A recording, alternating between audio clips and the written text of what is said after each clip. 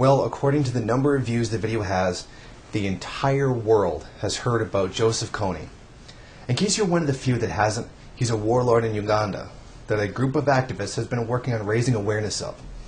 The video, which God only knows how many views it has by now, detail the said crimes of Kony. It's all done very nicely, with the creator's son thrown in to do fluff spots to tug at the viewer's heartstrings.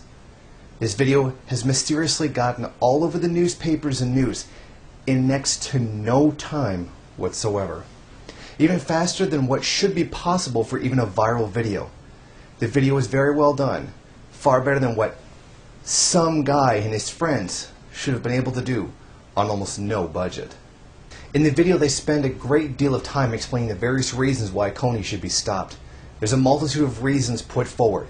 Enslavement, mutilations, the main selling point being that he has child soldiers. I heard estimates that he has abducted anywhere from 30,000 to 104,000 to be used as soldiers since about 1986. This is a horrendous crime, no doubt.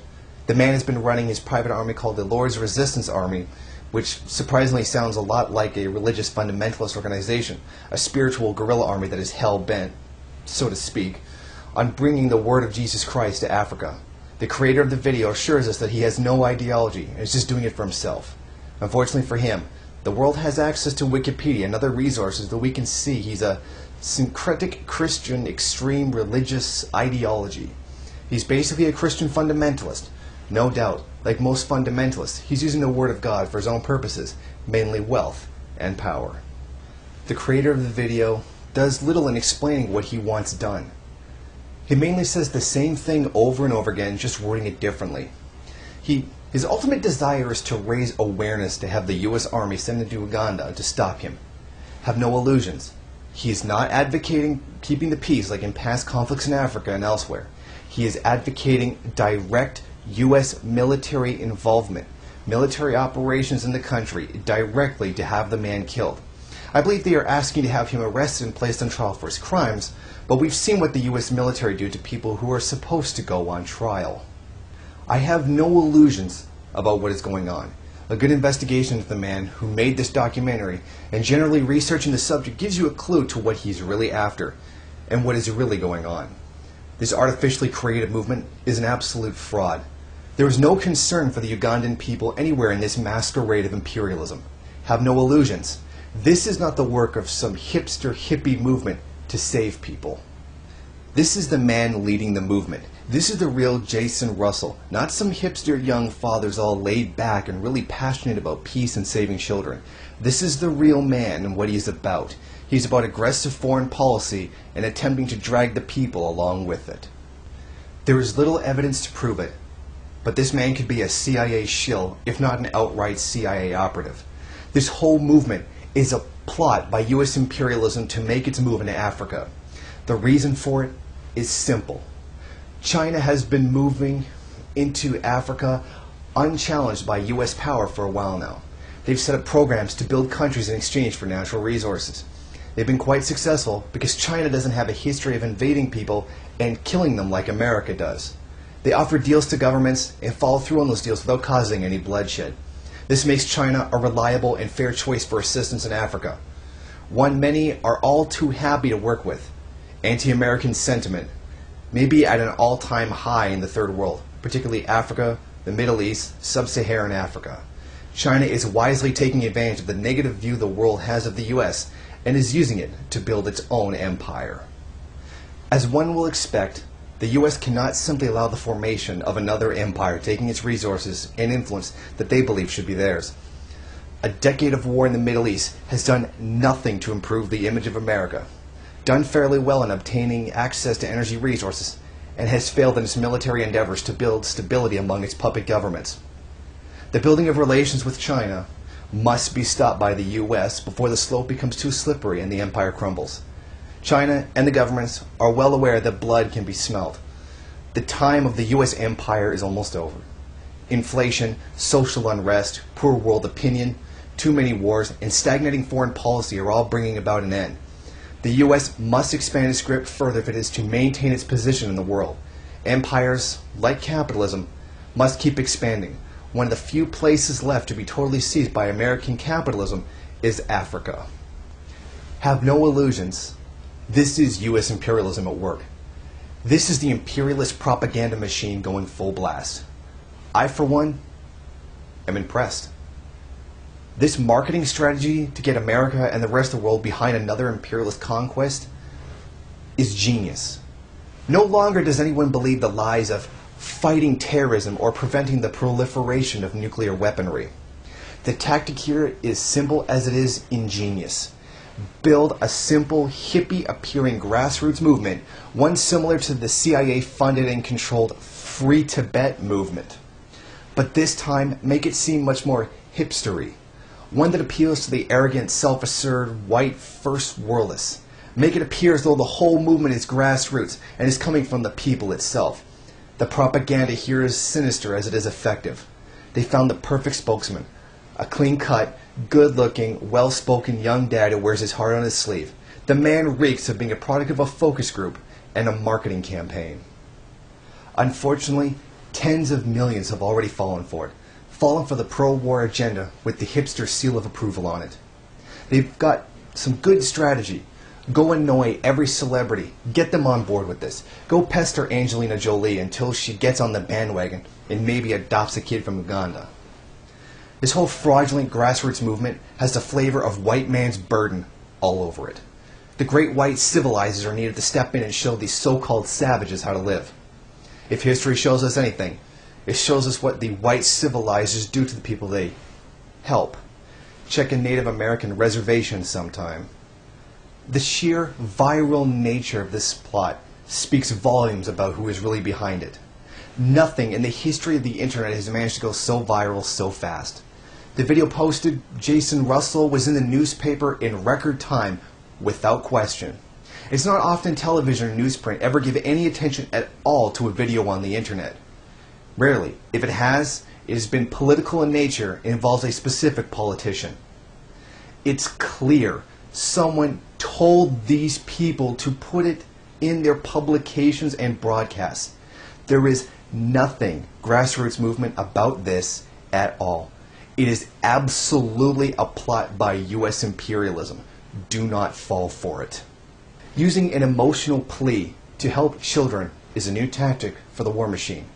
In the past, it's used the rights of women as an excuse for going to war. Ironically, this same day we received word Afghan President Hamid Karzai has just signed into law legislation legally making women second-class citizens. Another great triumph for America's wars. It's almost sickening to listen to the quote by Jim Inhofe, the Republican senator from Oklahoma. Of all the problems that are out there, none is more severe than one who mutilates and takes the lives of little kids. Listening to a Republican talk about war crimes being committed is almost laughable if it weren't so serious. The video is emphatic in describing the 30,000 child soldier Kony has doing his bidding, reminding us that their childhood has been stolen, all for the purpose of gaining himself wealth and power.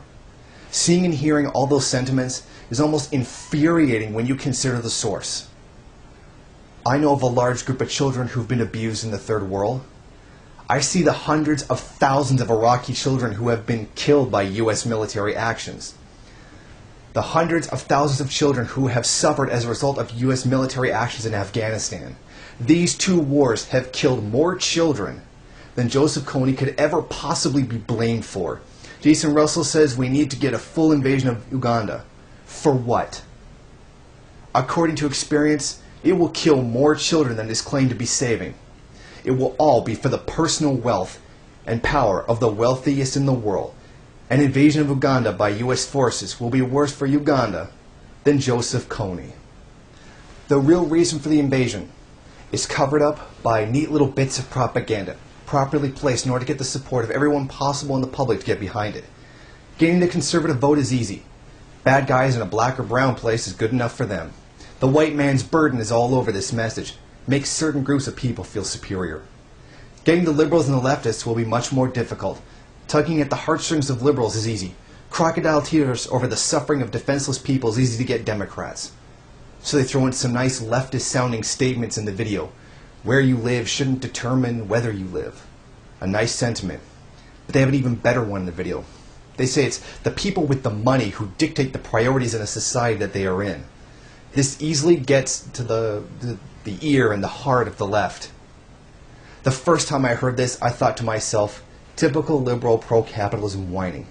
Then I saw it for what it really is, just a leftist line to try to get leftists on board, because we're usually anti-war.